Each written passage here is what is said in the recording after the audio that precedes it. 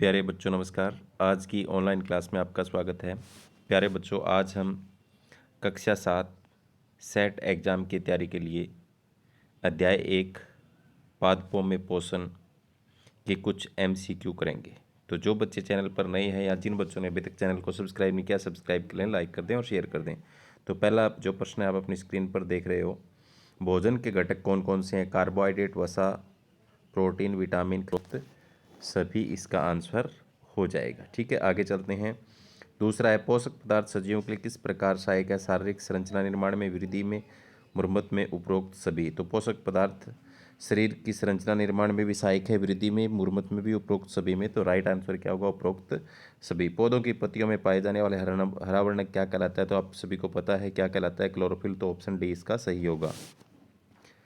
Iodine घोल starch का रंग कैसा बना देता है? स्टार्च का अगर परीक्षण करें, उसमें आयोडीन घोल डालें तो उसका रंग गहरा नीला बना देता है। तो इसका आंसर सही क्या हो जाएगा? ऑप्शन नंबर सी।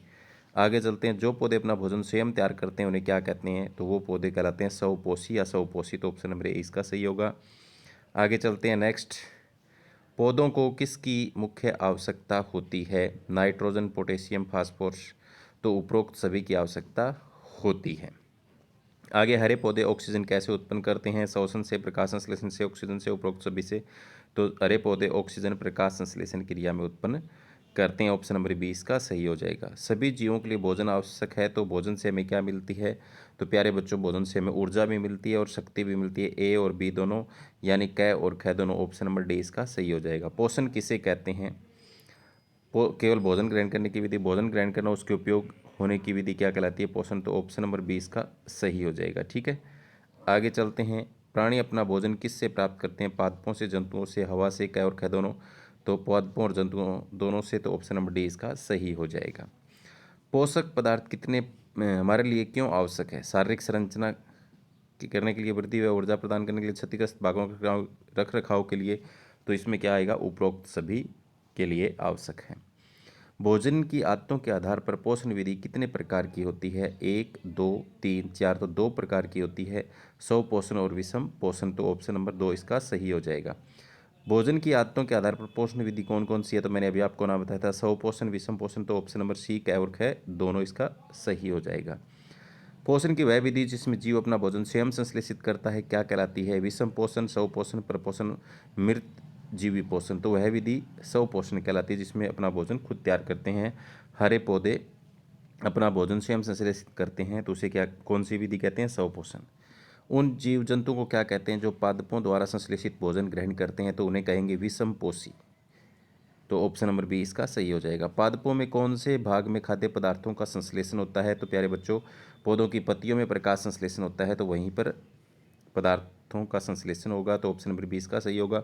मृदा में उपस्थित जल एवं खनिज पादप के किस भाग द्वारा अवशोषित किए जाते हैं? फूलों द्वारा, पत्तियों द्वारा, जड़ों द्वारा, तनों द्वारा। जड़ों द्वारा अवशोषित किए जाते हैं। ऑप्शन नंबर सी इसका सही हो जाएगा।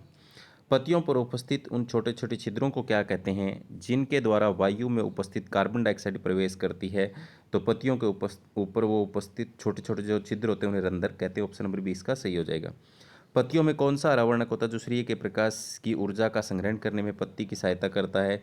तो प्यारे बच्चों, वो होता है क्लोरोफिल। ऑप्शन नंबर ए इसका सही है। आगे, प्रकाश संश्लेषण के लिए क्या आवश्यक है? क्लोरोफिल भी आवश्यक है, सूर्य का प्रकाश, जल भी आवश्यक है, कार्बन डाइऑक्साइड भी आवश्यक है। तो ऑप्शन नंबर डी इसका सही हो जाएगा। उपरोक्त सभी। सभी जीवों के लिए ऊर्जा का चरम स्रोत क्या है?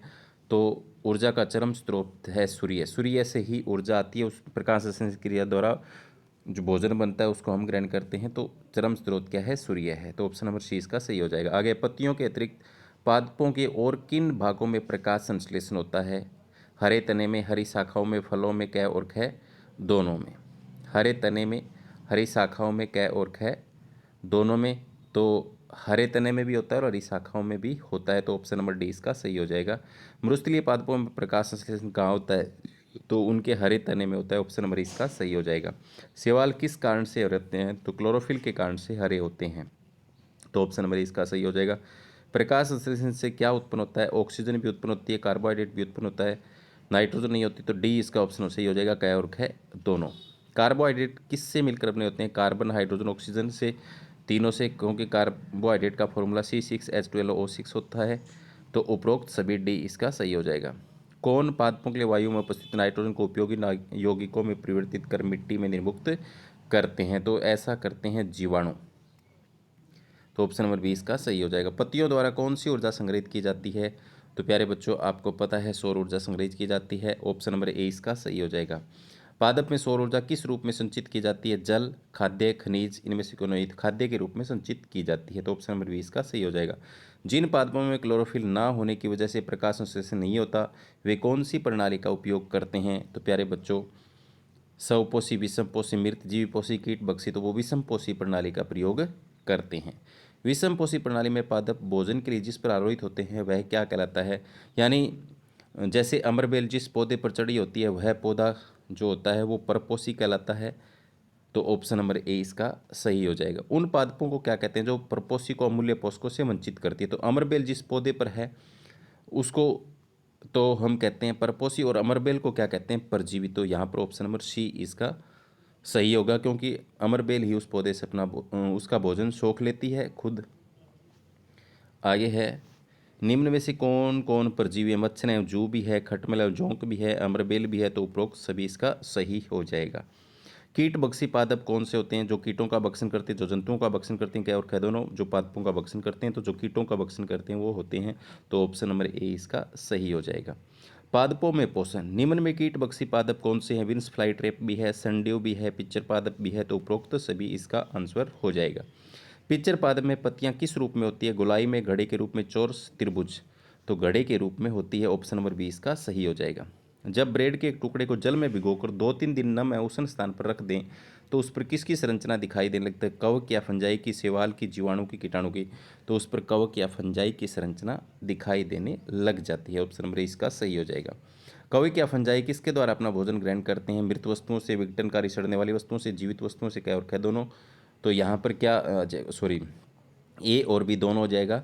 मृत वस्तुओं से भी, विघटनकारी सड़ने वाली वस्तुओं से। तो मैंने यहाँ गलत टिक कर दिया था। तो ऑप्शन नंबर डी इसका सही आंसर है, जो ग्रीन दिखाई दे रहा है आपको। क्या और है दोनों। आगे है, कवक या फंजाई किस प्रकार अपना भोजन ग्रहण करते हैं? मृत या सड़ने वाली वस्तुओं से, जीवित वस्तुओं पर उसका स्त्राव करके। क्या और है दोनों। तो यहाँ ओहो, यहाँ पर भी क्या और है दोनों गलत टिक हो गया। ऑप्शन नंबर ए इसका सही है, मृत या सड़ने वाली वस्तुओं पर पाचक रस का स्त्राव करके। कवक या फंजाई भोजन के रूप में किसका अवशोषण करते हैं? तो विलियन का अवशोषण करते हैं, यानी विलियन रूप में अवशोषित करते हैं। तो ऑप्शन नंबर इसका सही होगा। कवकों की वृद्धि किस मौसम में ज़्यादा होती है? तो प्यारे बच्चों, ये आपको पता है वर्षा ऋतु में ज़्यादा होती है।